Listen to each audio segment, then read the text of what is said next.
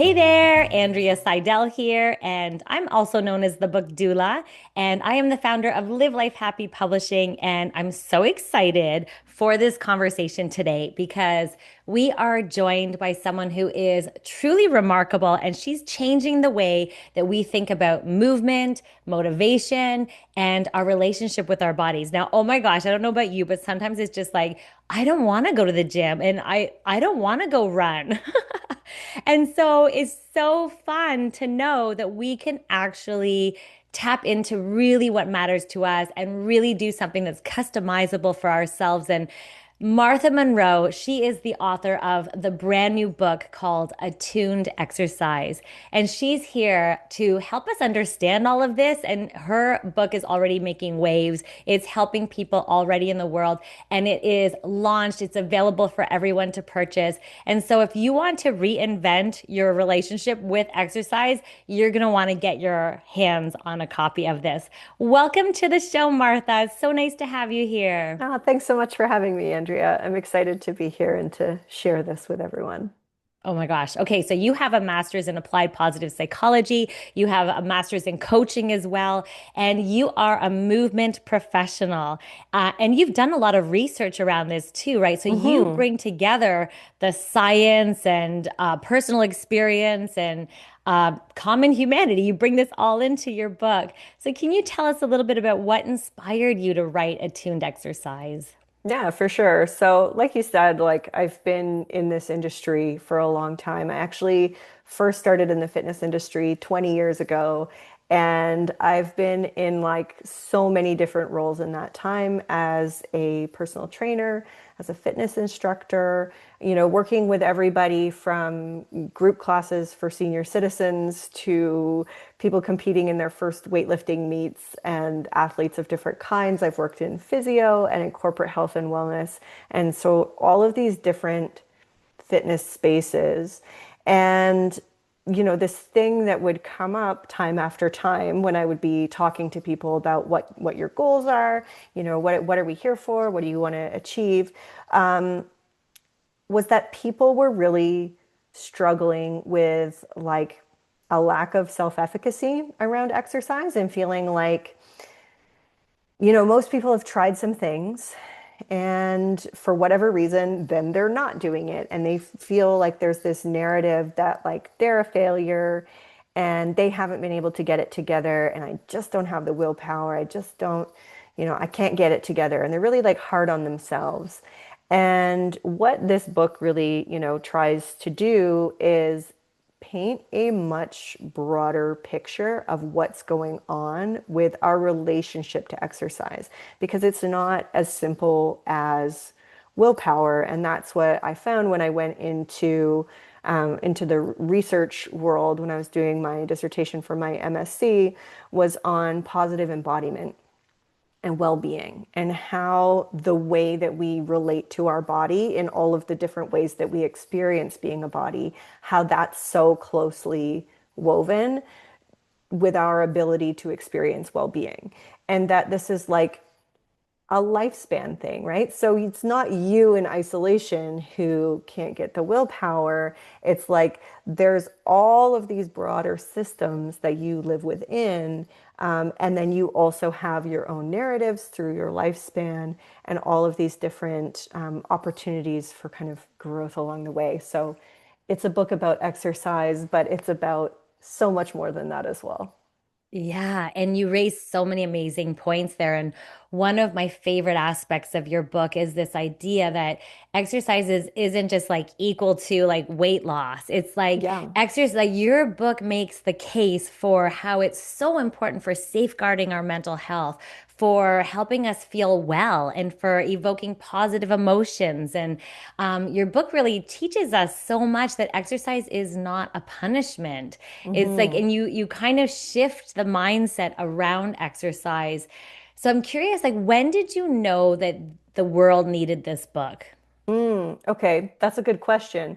I think that, while I was going through my own sort of shifts in my career, I started getting interested in like how people were experiencing this so differently. I knew my own experience of being an exerciser and how I felt and how that impacted my own mental health. And then I saw a lot of like variability in whether people experience the well-being benefits and mental health benefits of exercise. And that was this thing that I was really curious about, that like we know exercise is good for us. Like there's nobody who doesn't know that exercise is good for us. I think there's probably not anybody who hasn't heard that exercise is good for your mental health. Like we are aware of this. Mm. It's in the world around us, and yet we struggle. And so these motivational models that we're using aren't the complete picture. And the idea being, if we had a more complete picture, that might be helpful. And I definitely had noticed this dynamic with the people who tended to stick with exercise longer. It was always about something more. It wasn't focused on, this like, I want to, lose a couple pounds for my wedding or whatever. Like that would be like a hard effort, big, intense, like push, and then like nothing. And it was this like on and off again. It's very similar to kind of like yo-yo dieting, but like with exercise was kind of a mirror of that. But the people who stuck with exercise over a long period of time, it was about something else for them, about feeling good, about doing something that they enjoyed. Maybe it was with a community that they liked, an activity that they had fun doing, right? Those were the people that weren't having to constantly, scrape together the motivation to keep going and to, make this part of their lives. I think I knew that it was going in the direction of being a book. So that's definitely something that I wanted to share with the world when I started sort of developing this framework of like, okay, if we dial down the input of like this diet culture and like body appearance focus, if we dial that down and then at the same time dial up valuing our own well-being, then that's going to balance out, right? That it's not like diet culture over here and attuned exercise on the other end of the spectrum. It's really two separate ones. That one, we're going to dial down the outside input and we're going to dial up this well-being, which now I think of as attunement. Yeah, and that was sort of the perspective that I went into the master's thinking like, okay, I've got kind of this model that I'm thinking of, and where can I go with this? And then I found this body of research on the developmental theory of embodiment. I found a lot of research where they had people go into exercise classes and, the instructor is going to cue like, whatever, bikini bod. And then somebody is going to give just like, okay, right hand over here. And then somebody is going to cue, okay, and feel your body on the Mm. mat, or these types of conditions where it's like, okay, appearance focus, neutral, and then like connecting to your body. And what they found in group fitness classes and in yoga classes was that the well-being benefits were the most when you are being cued to think about your internal experience, Oh. and that the mental health benefit, the mood benefit, if you're focusing on appearance, is nothing or worse. Oh my gosh, this is so fascinating. And it kind of reminds me, I remember a long time ago when I used to teach for, in Canada, it's called Good Life Fitness. And they're affiliated with like Les Mills and all that programming in Australia, New Zealand. And what was fascinating is I think, I don't know how much science is behind it, but they realized that there's some sort of percentage that we work out, or our perception of our workout is better when there's no mirrors. Like Mhm. when we are just feeling the benefits of it and feeling the uplifting nature of working out. And so it's just so fascinating what you're sharing, that you're actually able to research it, and that we feel better about our exercise when we're embodying it, when we're feeling it, when we're not thinking about external appearances. And that's so powerful. And this is one of the things I love about your book too, is that you explore the relationship between self-compassion and sustainable motivation. Mhm. And so can you speak to that a little bit? Like how can people start to cultivate motivation that actually lasts? Yeah, and that's such a great question, right? I think that's the perennial question with exercise because like I said, we know that it's good for us. We know that it makes us feel good. We probably have had experiences ourselves. We're like, yeah, I do literally know for myself that this makes me feel good, and still I'm not doing it. For so many of us, that leads us into this kind of like shame spiral, right? That like, oh, I suck. I'm a loser. I can't get it together, right? And like this type of shame-based motivation, or whether that's like feeling, icky feelings about your body as well, right? That can be in there too. But so for so many of us, shame is part of the story of our relationship with exercise. That like either shame about how we look, shame about not being able to do it, it's there. And that might motivate you to go to the gym one time. But in terms of a sustainable source of motivation, that's not going to keep you being active, several days a week, month after month, year after year for the rest of your life. If we want a source of motivation that lasts, it needs to come from a deeper place. And it's like you can't shame yourself into self-love. Mm. Right? You can't hate your body into a place of self-acceptance. So when we start from self-compassion, and that can come both from just a more positive orientation toward ourselves or from like what I present in the book, a much broader understanding of these, forces that have made it hard to have a positive relationship with exercise. When we can have that self-compassion, we can start to move to a place where we're actually caring for our body and that, your self-worth isn't tied to whether and how much you exercise. Ah, such a good reframe. Yeah. Oh my gosh, this is like mind blowing because it's like, and one of the quotes that I love in your book, and correct, I'm sorry if I'm not saying it correctly, is your body is not a problem to fix, it's Mhm. a place to live from.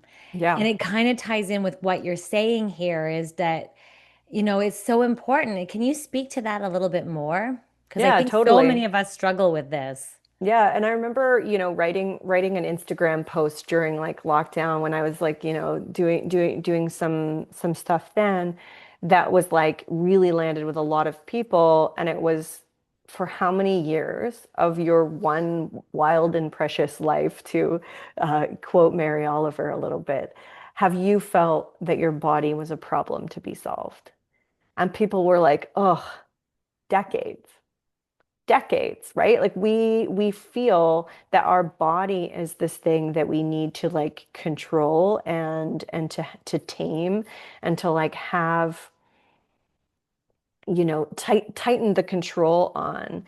And that really separates us from our physical self. And that like our body, oh, did we lose the connection here? Yeah.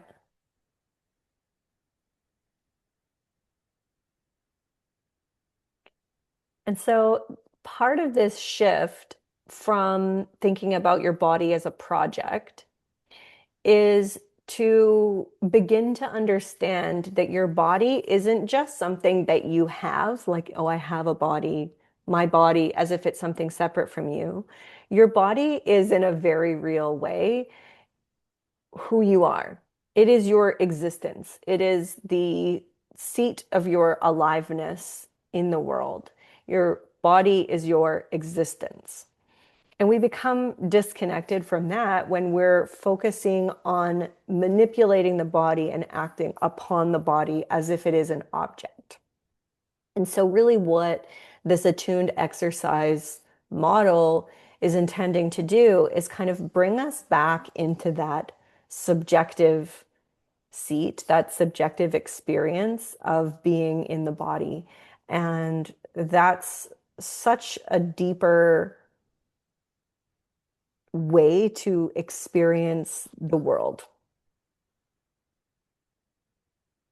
Amazing. And that's one thing that really took me by surprise was how in your research, how and in your work that clients they they struggle like all these people they know the benefits of exercise, and I know I'm glitching. They know the benefits of exercise, and yet, and it's so funny when there's a delay, it's amazing how it throws you right off. So I'm going to do audio for sure. Sure. So what like so how would you recommend for someone listening who has maybe a painful or complicated relationship with exercise? What's the very first step towards healing this relationship, would you say? I think the very Purchase your book, first, of course. yeah, yeah. Start with the book. No, I think the very first step is acknowledging that it is more complicated than just a matter of willpower. I think that there's tremendous freedom that comes from just allowing the fact that like you're not behind for having not figured this out. You're not a failure. Um, you're smart. And there's been reasons why you've been maybe resistant to getting caught up in a system that, perpetuates an ideal that was never meant to be beneficial to you, right? So there's reasons why it has been not easy and not straightforward to, make this a quote unquote habit, right? That like you have a whole history of being in your body and navigating life from your, physical self, and that all of the domains in which we experience being embodied are all related to one another. And those are all within all of these layers of context, right? So you've got like whatever your personal experiences and narratives have been around previous attempts at exercise, or, what your relationship with movement was as a kid. Like, were you like me picking dandelions in the outfield, or were you, maybe an athlete as a kid and that was tied up in your identity, or maybe you were a competitive dancer and that was part of your identity, right? You've got all of these personal layers of identity with exercise. Then you also have, all the messaging that was in your family and in your community and, in certain friend groups, and then like the wider context of being a person in the world. And, I'd say probably most of the readership are women and or people socialized um, as feminine, and the way that like, gender expectations are a part of this too, and the way that we're encouraged to self-objectify and, act upon the body. It's like it's no wonder it's no wonder that we have been disembodied. It's no wonder we've been disconnected from our felt sense. It's no wonder that this has been a struggle, because that is the most likely outcome in the systems that we are in. So a tremendous breath of relief and a tremendous spoonful of self-compassion that like, yeah, that makes sense. That makes sense that it wasn't that straightforward. It never has been as simple as just willpower. And you, this is so fascinating, and what's so interesting for me personally, you're speaking right to me, Martha, I swear, because I reevaluated just recently. My and I don't want, like, I mean, there's so many forms of exercise, and I just have really discovered in my later years, midlife here, that the way that I used to exercise, it does not work for me anymore, and it just felt like I was beating my body up. I was not on the same team, and it was, it was really challenging. So you personally, you coming into my life and writing this book has been so insightful on so many levels that like I'm now in a place after, have read your book and being a part of it, and I've just totally moved into a place of joy, Yeah. and I've given myself that big spoonful of compassion, and I can't tell you like how grateful I am for your message, because I am now my whole exercise program is changed. And I always say no one size fits all. But what has been working for me is no longer, pounding it on the treadmill, cardio city, like it for me, it's just like joyful. Oh, I feel like yoga today. Oh, I'm gonna move my body 10,000 walking steps. And you know what? Today I'm not feeling that energized, so I'm gonna do a hike. And like, and I just really I love how you open us up to connecting with our body from a place of love. And it's like, what am I know I want to move my body. I know the health benefits. I know that it's great for, weight management, but also for my sanity, for my well-being, for my health. Like I feel so good after I've taken my dogs for a walk. And now it comes from a place of this is exercise. Like I no longer think that it has to be at the gym 1 hour of killing myself, or it could be for some people. Anyway, I digress because I got so much out of your book, and I know the readers will get a lot out of it too. And you talk about aligned knowing, and which Mhm. really, really got a lot out of. And I also love the smallest possible experiment that you talk about in your book. Can you elaborate on that a little bit? Yeah. So I would say like aligned knowing is when you know that like the next path, the next iteration of exercise is going to be different. And, I just made, an Instagram post earlier today that was like, if you want what you've always been getting, then do the same thing. If you want to get something different, then you have to try something different, right? And that's really what this approach is a totally new way about thinking about exercise. And that aligned knowing is knowing that the way that you have been doing things, you know it with your head, you know it with your heart, and you know it with your gut. So with your head, you know that this science of, exercise not leading to weight loss, right? Like that's well established in large scale studies.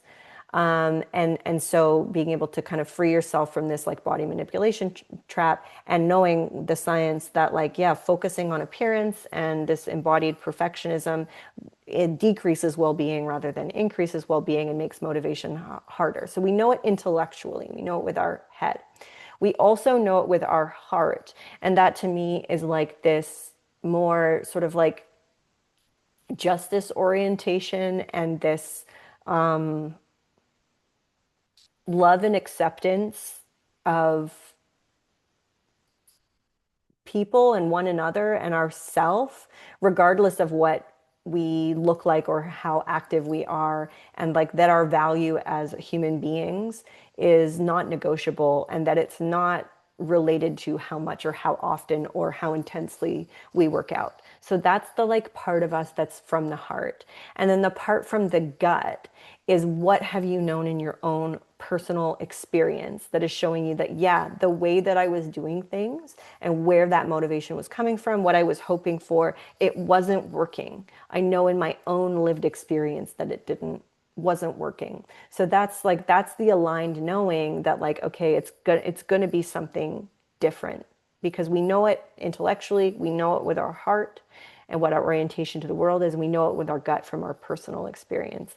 And when that's all aligned, like there's no going back. We're not going back to, trashing our bodies and imagining that it's going to give us a sense of worthiness that it never was going to do.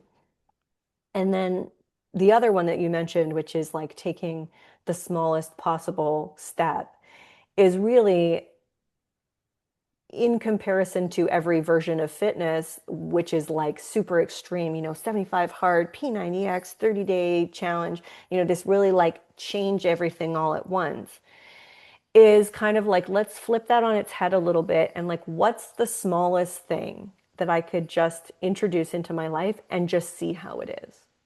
So if you're somebody who's not active, what could be the smallest thing to start to experiment with and explore? Because we have to take it, out of the realm of intellectual into something that we're actually trying in the world.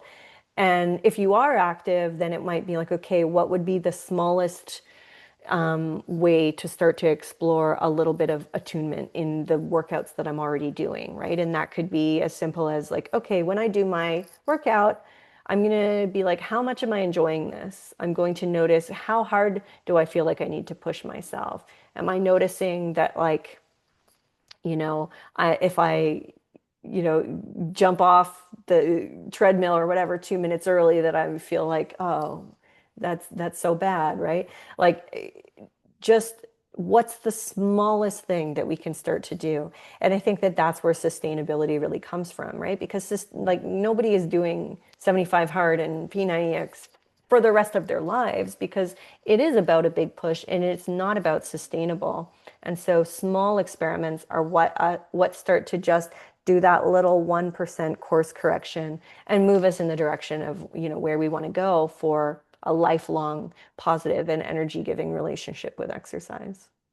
Oh my gosh, I love this. And I just actually read the book Tiny Habits by BJ Fogg. And really this is what he emphasized in all his research is that like even if it's just the tiniest little thing to start, what if we know we have aspirations and we break it down into behavior, and then it's like this is exactly what you're saying here, it sounds like is like I mean, like it could be the smallest little shift. Like, Mm-hmm. and for me, it's like I was on the treadmill beating myself up, and then it's like, wait a second, what if I made this comfortable and feel good? So I just Yeah. turned down my speed a little, and and then I felt like a success getting through. It's like no longer my workouts are about beating myself up. It's just about moving my body. Yeah. And that was just a tiny, from your book, that tiny little suggestion that you made of like, how can we, small adjustment here.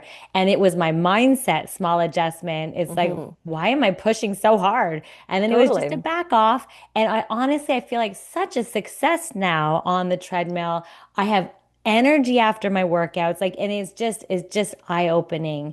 And as your book is going to be for so many people. Okay, so your title, Attuned Exercise, the Mm-hmm. subtitle I love, reclaiming movement from shame, hustle, and perfectionism, and building a deeper, more sustainable relationship with your body. I love this. It gives me goosebumps when I read it. It is literally what so many people need in their lives. And so when someone purchases your book, they read it, what is the one thing you hope that they will walk away with? Mm, that's a great question. I would say first and foremost, greater self-compassion and just a wider sense of the possibility of what exercise and what movement could be in your life. And that, like, this isn't just about let's get moving and let's ditch the parts of it that don't feel good. It's goes way beyond that to exercise being an avenue for greater self-awareness, for more attunement, for more connection to our physical self. Alignment, authenticity, all of these really big stuff, like the exercise that you do, the movement that you do can be the practice space for so much more. And so, yeah, that would be my hope. First would be self-compassion if exercise has been a struggle. And second, a much more expansive understanding of the possibilities.